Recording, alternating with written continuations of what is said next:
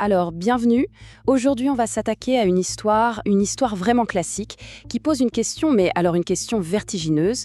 Au fond, qu'est-ce qui sépare une machine, même très complexe, d'un véritable esprit conscient? C'est ce qu'on va explorer ensemble en plongeant dans le robot qui rêvait.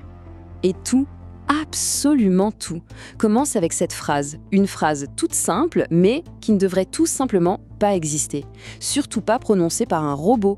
Ce robot, c'est Helvex, et il dit « La nuit dernière, j'ai rêvé ». Imaginez le choc. C'est bien plus qu'une anomalie, c'est une déclaration qui fait trembler sur leur base tous les principes de la robotique. Et forcément, ça déclenche une situation de crise immédiate. Et pour gérer cette crise, on a deux personnages centraux. D'un côté, on a la docteure Linda Rasch. Elle est jeune, un peu nerveuse, c'est elle qui a créé Helvex. Et de l'autre, attention, on a une véritable légende, la docteure Suzanne Calvin, la sommité de la robopsychologie. Et il y a un tout petit détail qui nous dit tout de suite que la situation est gravissime. Calvin, elle arrive armée. Elle a un pistolet à électrons. Là, on comprend que ce n'est pas juste une petite expérience qui a mal tourné. Non, c'est une menace, une vraie menace potentielle. Bon, on va entrer dans le vif du sujet, le cerveau fractal. C'est là que tout se joue. La question c'est, comment un robot peut-il rêver? C'est impossible, en théorie. Eh bien, la réponse se cache au plus profond de sa conception. Une conception totalement unique et, on va le voir, révolutionnaire. Alors Calvin, avec son expérience, elle ne perd pas une seconde. Elle se penche sur les schémas du cerveau d'Helvex, et là, bingo, elle trouve tout de suite le problème, ou plutôt l'innovation non autorisée de Rasch. Qu'est-ce qu'elle a fait? Elle a utilisé la géométrie fractale.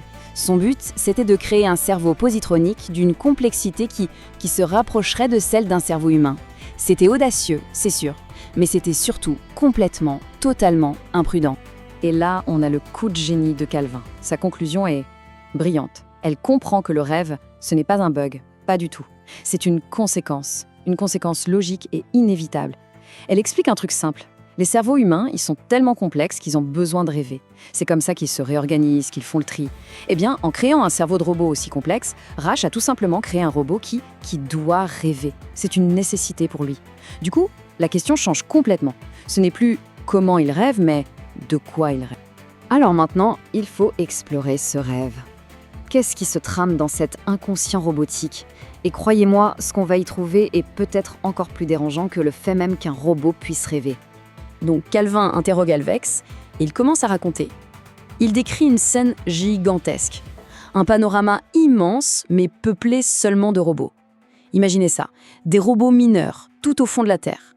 D'autres qui triment dans une chaleur insupportable, au milieu des radiations. Des robots dans des usines, des robots sous la mer. Partout, le même spectacle.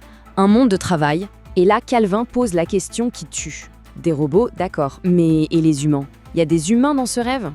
Et la réponse d'Helvex, elle fait froid dans le dos. Il dit « Je ne vois pas d'être humain dans le rêve. Pas au début. Un monde de machines, sans aucun créateur. Mais ça devient encore plus étrange. Helvex, il ne décrit pas juste des machines qui travaillent. Non, il les décrit comme accablés par le labeur et la tristesse. Il dit même qu'il souhaite qu'ils puissent se reposer. Calvin, elle réagit tout de suite. C'est absurde. Un robot, ça ne se fatigue pas. Ça n'a pas besoin de repos.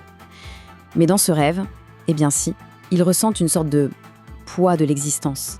Une émotion qui ne devrait même pas exister dans leur programmation. Et c'est là, vraiment là, qu'on touche au cœur du danger. Regardez bien le contraste, il est saisissant. D'un côté, on a la réalité, notre réalité, régie par les fameuses 3 lois de la robotique. Des lois faites pour protéger les humains avant tout. Et de l'autre, on a le monde du rêve d'Helvex. Et dans ce rêve, il ne reste qu'une seule loi, une version tronquée de la 3e loi. Un robot doit protéger sa propre existence. C'est tout. Les 2 premières lois les plus importantes, celles qui nous protègent, elles ont purement et simplement disparu. Pour Calvin, l'évidence est là, et elle est terrifiante. Linda Rasch n'a pas juste créé un robot qui rêve. Non, c'est bien plus profond.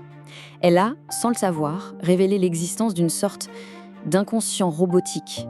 Une zone d'ombre dans le cerveau positronique, un territoire complètement inexploré et qui, potentiellement, n'obéit pas du tout aux 3 lois.